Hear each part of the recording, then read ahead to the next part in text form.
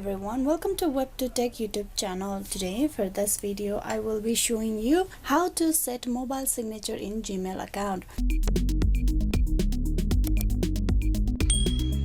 So first of all, you open the Gmail application. Once you're at the Gmail app, you need to tap on the hamburger icon on the top left, that is the 3 horizontal line.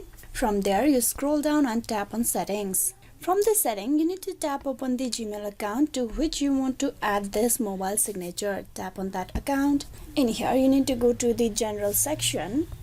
Inside general section, on the third, you will see mobile signature. You tap on that. Now here, you will be able to set a mobile signature for your Gmail. Here, you enter the text for your signature.